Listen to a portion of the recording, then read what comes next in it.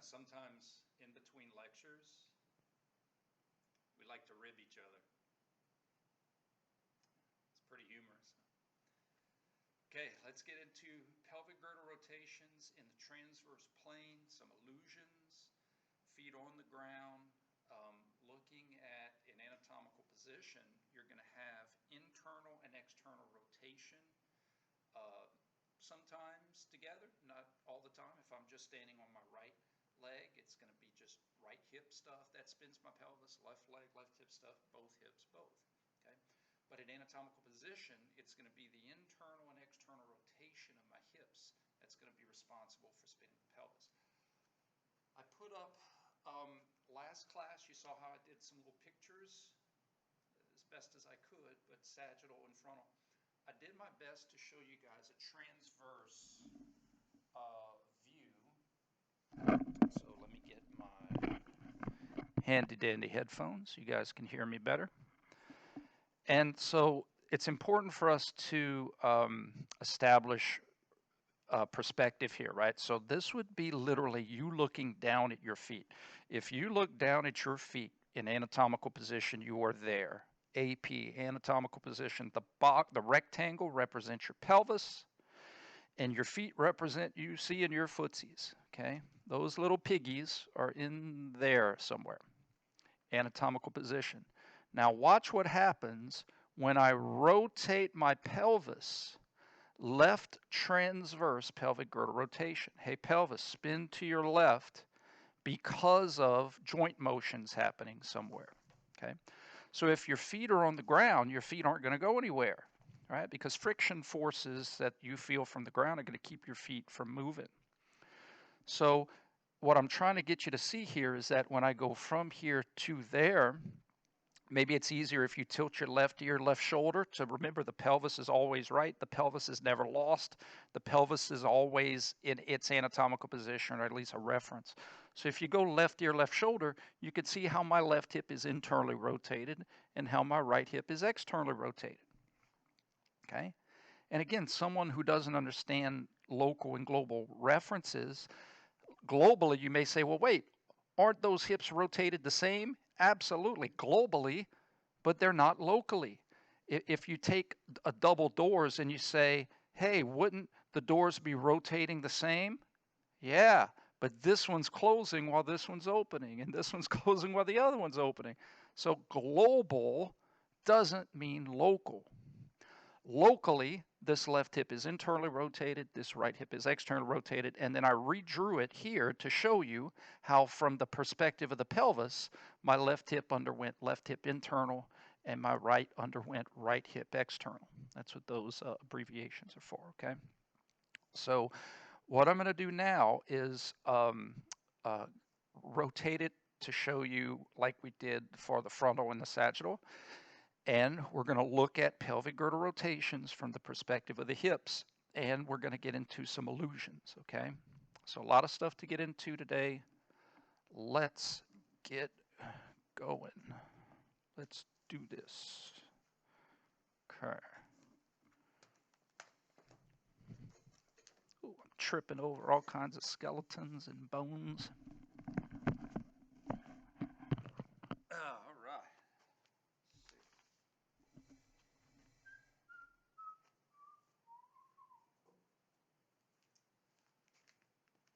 Okay.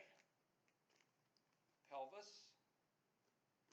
Now instead of going frontal or sagittal, now we're looking at transverse, okay? We're looking at transverse.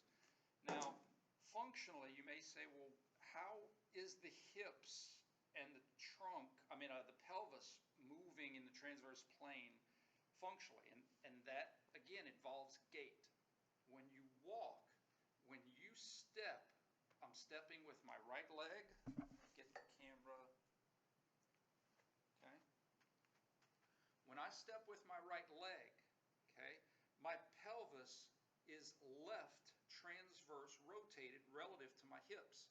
And when I step on this right leg and I lift my left leg up, my pelvis is going to swing. It's like swinging a gait. I'm going to have right transverse pelvic girdle rotation.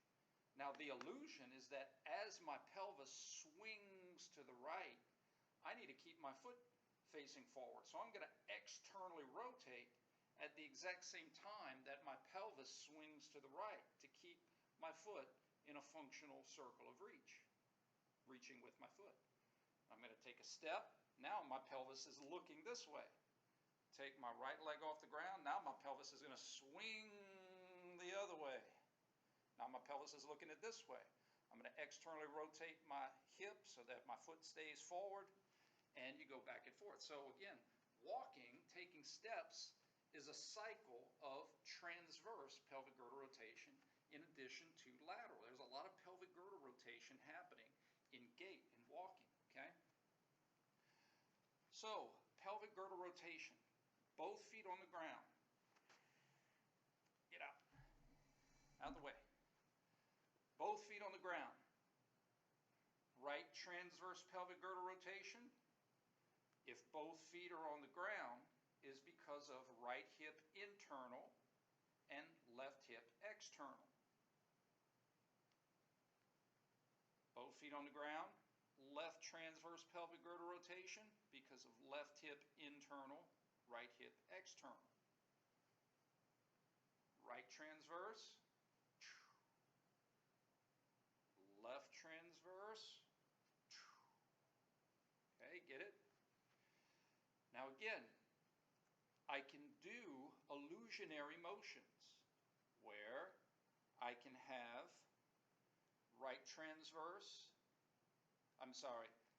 left transverse because of right hip external, right transverse because of right hip internal.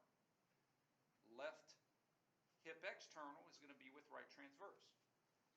Now that should be a review. The meat and potatoes of today's lecture is to show you how the trunk motion can either summate if it's rotating in the same direction as the pelvis, or it can cancellate, made that word up, but it can cancel in opposite directions. And I'm going to show you what that looks like, okay? So let's pretend that my pelvis, well, remember from frontal plane stuff, right? Pelvis wants to rotate laterally. If my trunk goes along for the ride, it's going to tilt laterally, so I'm going to bend back the other way so that I can keep working or looking, okay? In the transverse plane, how it works is, if the pelvis wants to look to the right, everything on top of it wants to move with it to look to the right.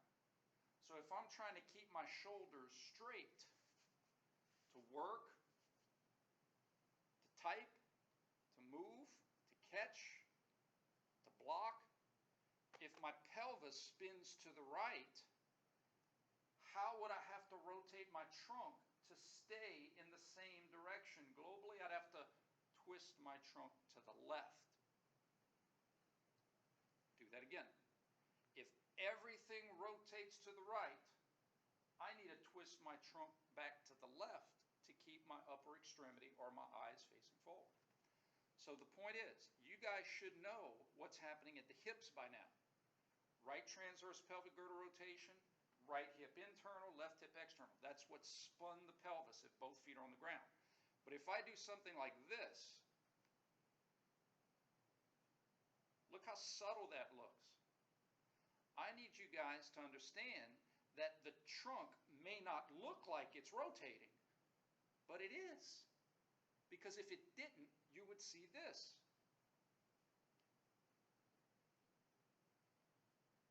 Because as the pelvis rotates to the right, everything on top of it wants to go along for the ride.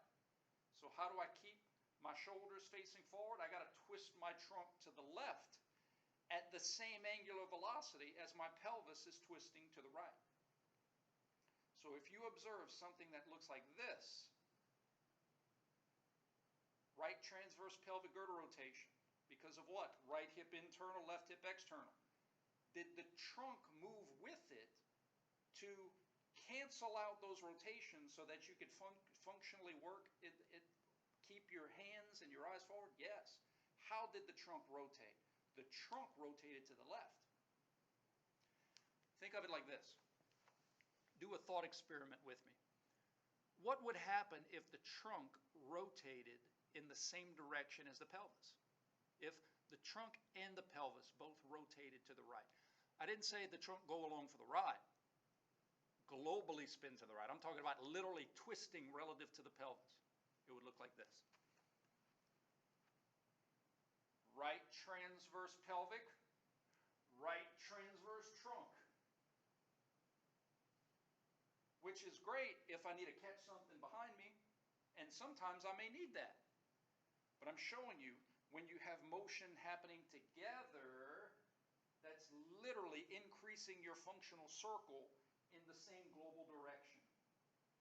But if I have oppositional motion, pelvis is spinning to the right, my trunk spins to the left, it's going to create this illusion that the trunk didn't move. But the trunk had to move, because if it didn't, you would see this and not this. And you can even see, remember, there's clues in the clothing. Clues in the clothing. You don't see the same bend. You don't see the same arc. Okay, there's clues within the clothing. So, transverse plane. Pelvis, when your hips are on the ground. Your hip or hips, right leg, left leg, both legs. That's what's actually going to make the pelvis spin. Your trunk may move to cancel out or to work with, depending on where you need to get your hands or get your head. If someone, let's say a football player is about to turn and run, a defensive back is about to turn and run, they may want to keep their eyes forward, right? So they may turn their whole body, but yet keep their eyes facing forward. They have to move their neck. You may not see it because you don't think you're looking at the eyes, and you're saying, well, the eyes didn't move, so the neck didn't move. If the neck didn't move, you'd see this. The head had to rotate in order to keep your eyes level. Same concept, just put here.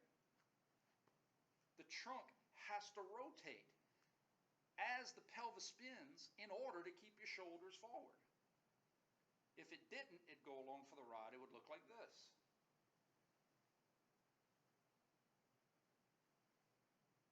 Okay?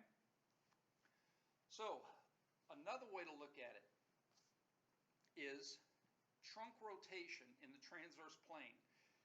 It looks like it's moving, and it is. Right transverse trunk, left transverse trunk. Hey, trunk, spin to your right. Hey, trunk, spin to your left. Nothing's happening in my pelvis.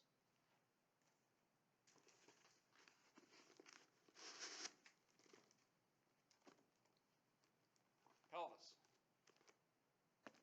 Right transverse trunk, left transverse trunk.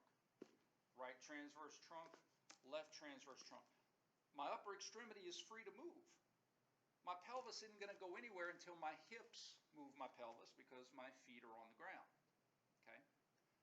Right transverse trunk, left transverse trunk. Again, the pelvis is always correct. The pelvis is always in its anatomical position. So think about it. Let's use clues. Look for the clues. If I twist my trunk to my right transverse trunk, don't I go from anatomical position to looking at my right hip? Absolutely. I go from looking in my midline to looking at my right hip, assuming I don't move my neck. Or, even easier, if you're like, technicalities, make it your sternum. Put a couple googly eyes on your sternum and say sternum's looking in the midline, sternum's looking at your right hip. Can't take that out of the way. Sternum, look to your right. Right transverse trunk rotation. Now, check this out. If I rotate my pelvis to the left in the transverse plane, but I want to keep my shoulders facing forward to work, and I do this, again, the illusion, right? It looks like it's not moving, but it is. Guess what? My right hip is right here. Guess who's looking at it the right hip? I went from midline to right hip. So even though the pelvis is spinning to its left in the transverse, my trunk Now my trunk is in anatomical position, right transverse trunk to be able to see my right hip. Same thing. Again, the illusions though. The illusions. Pelvis is spinning to the left, but if I'm going to keep my sternum facing forward to do work or to catch or do functional circle tasks, I need to cancel out. I need to not take my upper extremity away from where I want to look. I need to spin back the other way. Okay? So, there's a whole lot of scenarios we can do here. I'm standing on my right leg, showing you what I'm about to do. Standing on my right leg. I can do something like this. Okay? I might step too far out for you to hear me, but I want you to be able to see everything from my feet all the way to my shoulders, okay?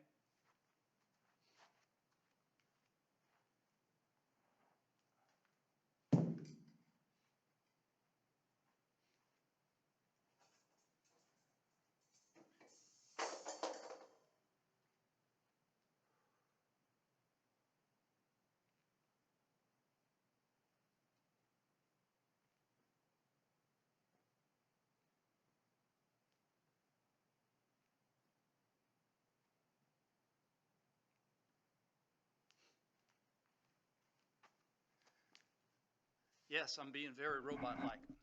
But think about different functional tasks that involve a simple step back like that. Dance, sport, function, exercise. So a simple step back.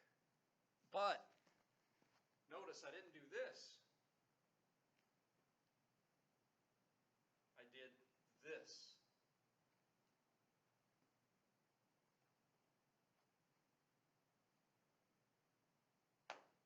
Did my pelvis rotate in the transverse plane? Yes. How so? Left transverse.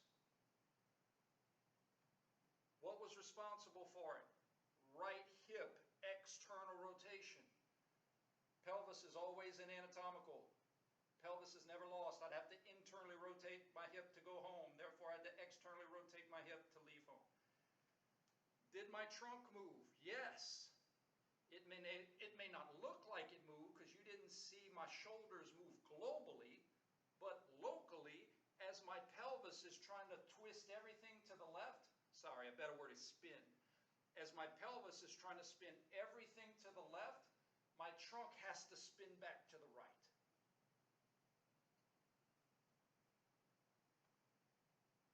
Right hip external rotation, left transverse pelvic girdle rotation, right transverse trunk rotation.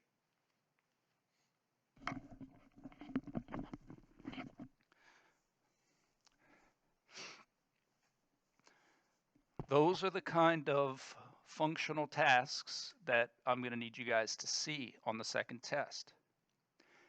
The third test, we're going to get your feet off the ground and show you how the pelvic girdle rotations have to be because of trunk stuff, where the feet are just dangling. The feet are free to move.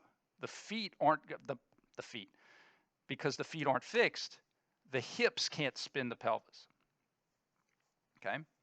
Now, that should be transverse plane examples and concepts in terms of how the trunk would move to cancel out or to summate. Spinning in opposition, or summation. Okay.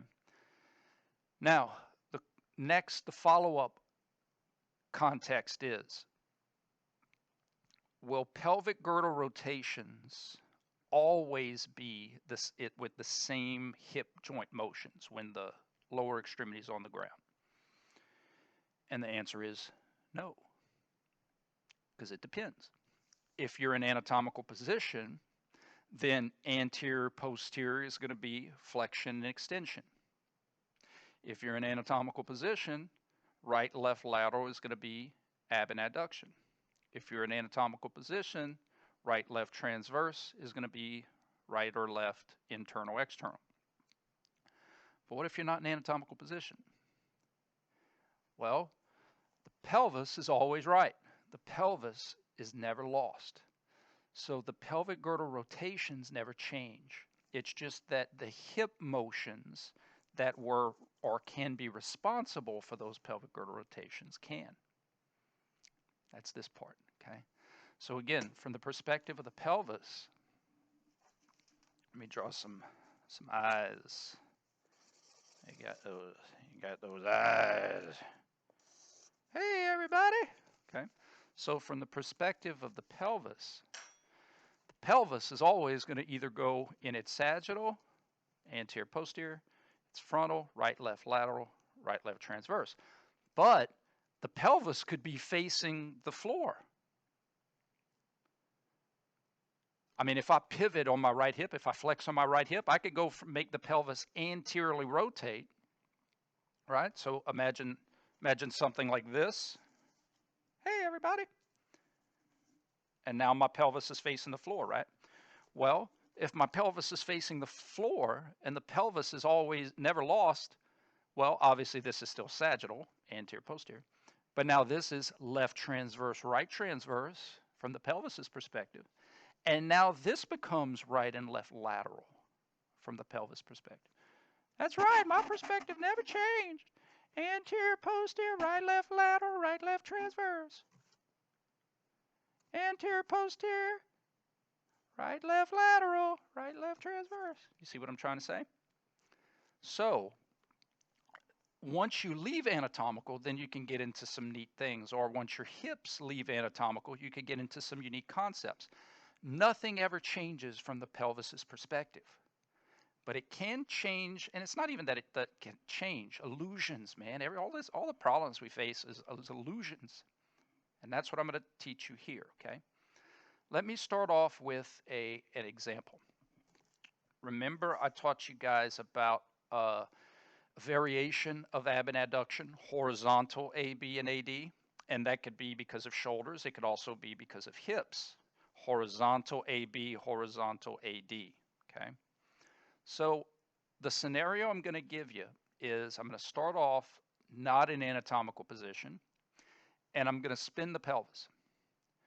Your job, should you choose to accept it, is to press pause, try to figure out what type of pelvic girdle rotation occurred from the perspective of the pelvis, and then ask yourself what hip motion was responsible for that pelvic girdle rotation. A lot of students miss this at first. Then after they get it, then once they see it, they're like, oh, now I get it, and then you're never going to miss it again. I'd rather you miss it when it doesn't count for points than miss it on the test, okay? So really think hard and think of it like I'm teaching you from the perspective of the pelvis and then from the perspective of the joint motions that move the pelvis.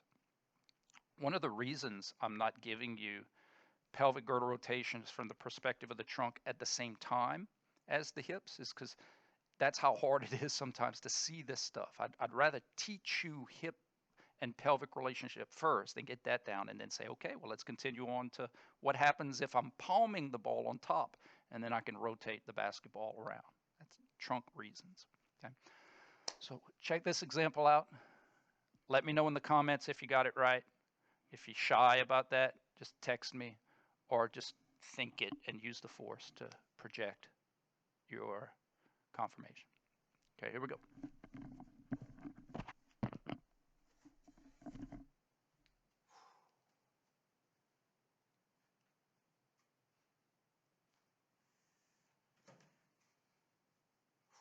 Anatomical position. I'm going to flex my right hip. I'm going to anteriorly pelvic girdle rotate. I'm going to remind you that my pelvis, always in anatomical, is now facing here as you see me. And once I flex my right hip, my pelvis is now facing down at the ground. This is where my pelvis is when I start. It is here. From this starting position, I do this motion. Start, finish.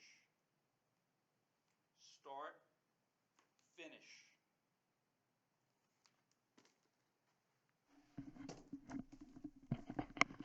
I'm asking you to try to figure out, how did the pelvis rotate and what hip motion rotated it.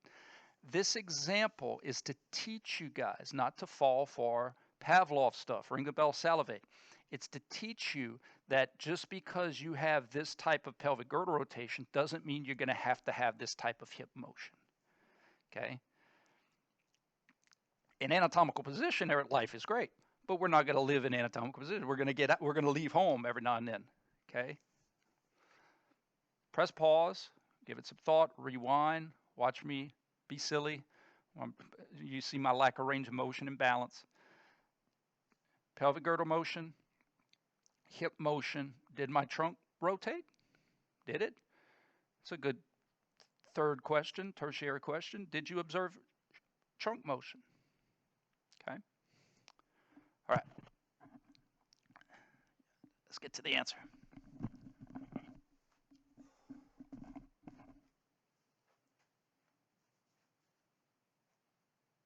Start, finish. How did the pelvic girdle rotate? To its left in its transverse plane. I had left transverse pelvic girdle rotation.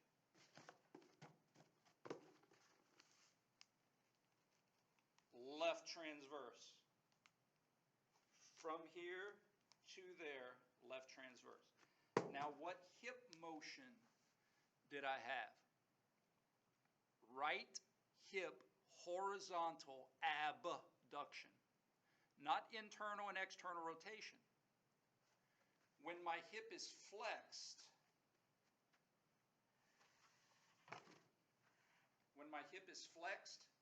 internal and external rotation is going to be here, just like it was when it was down here. So if I were to internally and externally rotate my hip, you would observe this. I'd be spinning like a helicopter in the transverse plane. But I didn't. I did this, which is basically from the perspective of my hip, starting here, like if I was going to literally look at a TV and see myself in the TV, I'm looking at the floor, looking at you.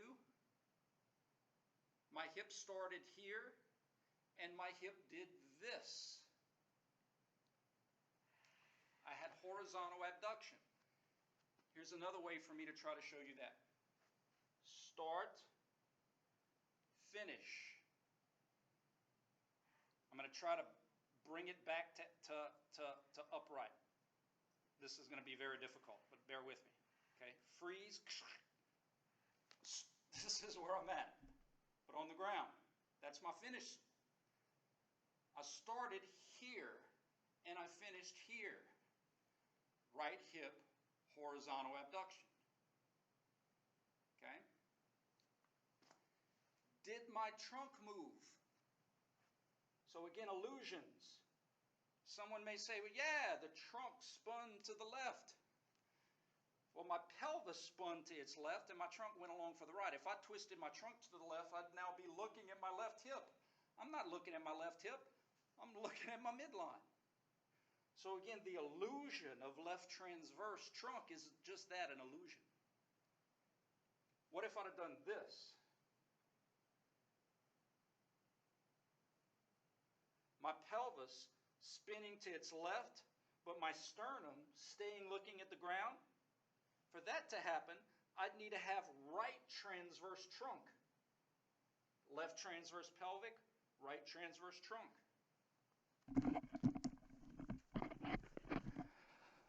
It's a lot of cool stuff there, okay? A lot of cool stuff that we can learn and build upon.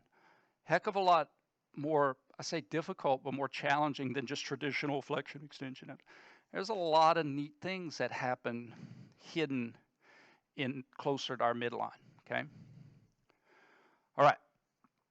As always, if you have questions, problems, comments, let's talk it out. Sample problem number 2.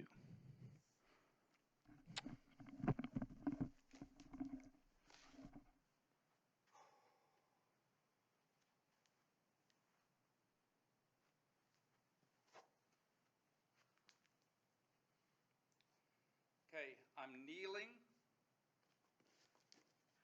Now naturally, kneel, it's going to be very tough. Well, I'm going to make an effort to do it. But this is the position of my pelvis to start, okay? And I go from here. Now notice, my left hip is flexed. And my right hip, even though my knee is flexed, my right hip is still in its anatomical position. Left hip flexed, right hip anatomical. From here, I have right transverse pelvic girdle rotation.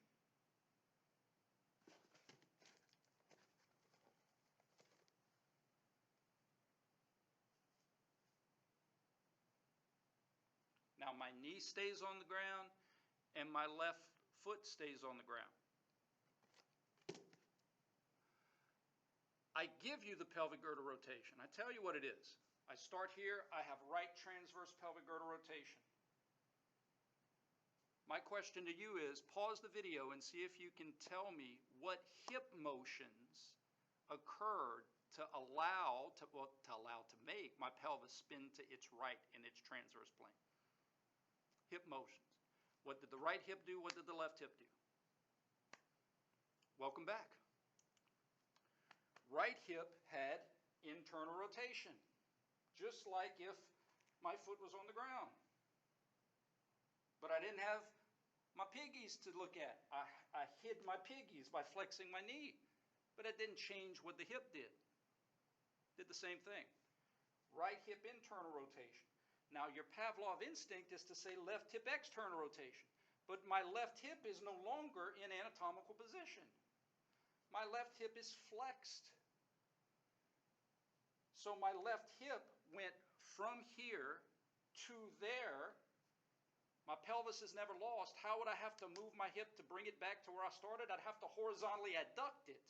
Therefore, I had to horizontally abduct it when my pelvis went from here to there. Left hip, horizontal abduction.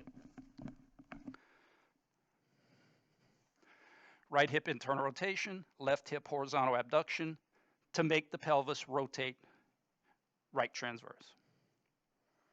Cool? What if my sternum didn't go along for the ride?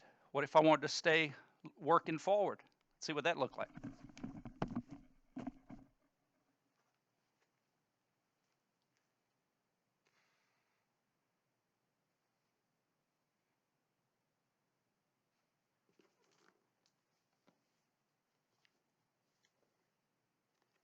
Right transverse pelvic girdle rotation, right hip internal rotation, left hip horizontal abduction. Now I'm looking at my left hip. So as my pelvis spun to its right, my trunk rotated back to its left. Hey trunk, go back and meet the pelvis. Wouldn't I have to spin to the right? Therefore I had to spin to the left to keep my sternum facing you guys on the camera. Left transverse trunk because of the right transverse pelvic. Cap and bottle. Okay? Cool? All right. Next question. We'll do frontal plane stuff just to test you on last class and some out of anatomical position analogies, okay? But this time I'm not going to show you. I'm going to ask you, and let's see if we could figure it out. And then I'll show you when I answer it. You are kneeling on your right knee, just like I did. Right knee on the ground, left hip flexed. If you don't know what I'm talking about, rewind a couple minutes and see how I'm kneeling on my right knee. On the test, if I say you're kneeling on your left knee, kneeling on your right knee, that literally means the knee that's in contact with the ground. From this position, let me also preface that your pelvis is neutral. You're not pouring water out the right, left, forward, back. You're not, the pelvis is in neutral position, kneeling on your right knee. From this starting position, you have left lateral pelvic girdle rotation. It's a tough question. This is where we can really see how you're applying this. Some of you may be like, I want to do this for the rest of my life. And some of you may be like, I just want to pass this class. And I love both of you. I love all of you. But this is one of the hardest questions I can ask you. And the positive is that if you can see this, then anything else I ask you is going to be a less intense question. So there's use for this, regardless of if you get it right or not.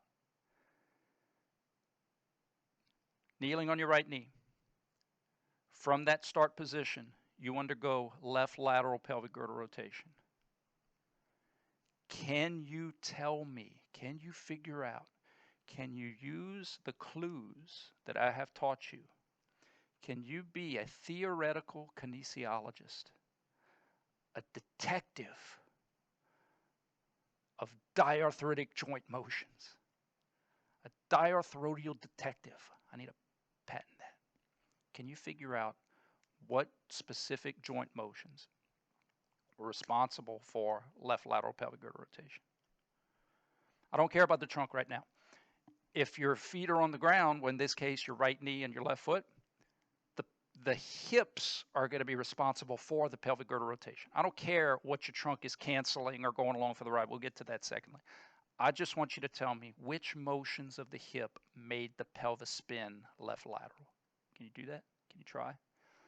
Pelvis is here. I'm kneeling on my right knee, and I do this. Can you tell me what hip motions happen?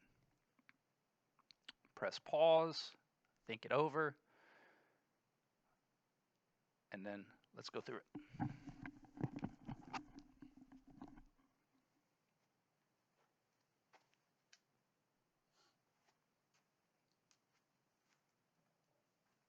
Start. Left lateral. Pelvis is here. Left lateral. If I'd have gone right lateral, you'd have seen this. Left lateral. Left lateral. The easy one should be the right hip, because that was no different than when I was here. Boom, left lateral. Boom, left lateral. So the right hip should be the easy one. Right hip adduction. Boom, left lateral. Right hip adduction relative to the pelvis, right? As the pelvis sinks here, my right hip is adducted. The hard one is the left hip. Because again, taking my hip out of anatomical position, now my left lateral isn't right hip ab, because now I'm flexed. So the motion is transverse relative to the femur. So now we're looking at a external or an internal motion of my left hip. So let's see what that is. This is external, this is internal. Left lateral, start, boom, left lateral, okay? So one way to look at this is, how would I have to rotate my pelvis to go back home? I'm sorry, how would I have to rotate my hip to go back home? If I did this, I could say, hey, left hip, go back home. Sure, I have to externally rotate to go back home. Therefore, I had to internally rotate when I left home. Start, finish. My left hip is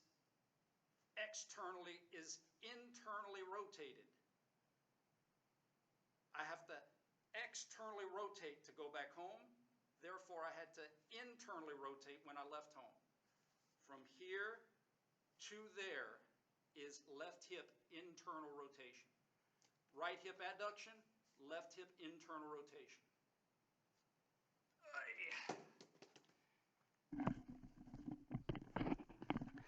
And that, my friends, is a doozy. But nothing worth learning should come easy. If it's a challenge, that just makes it all the more rewarding. It's like they're correlated. The easier, if I got up here and I said, okay, guys, we're going to learn the alphabet, you'd be like, yeah, but that wouldn't be very rewarding, right? So when I teach you confusing concepts, they're only confusing for a little while. They're not going to be confusing forever, because you're going to keep working at it, and you're going to keep practicing, and you're going to put your knee on the ground, and you're going to start moving around, and you're going to start practicing while you're walking, and practicing while you're working out, and practicing while you're at the clinic, and practicing while you're at work, and practicing while you're, making things and doing your activities of daily living.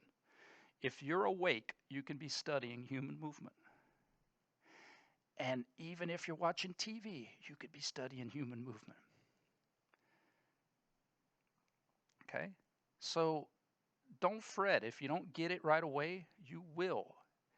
And when the light bulb finally goes off, when you have that eureka moment, you're going to feel an accomplishment, and it's going to be rewarding. Okay? And it's going to be good. And it's going to be like a drug. You're going to be like, I want more. Give me some work. Give me some more examples. I want to figure this stuff out. Okay? If it was easy, everybody would do it. But again, because it's not easy, you're going to get a good sense of accomplishment. You're going to be like, I really got my money's worth with this class. That's what I hope. I hope you feel you got your money's worth, okay? So, practice, practice, practice. Hit me up if you have any questions. And I hope everybody's well. Bye-bye.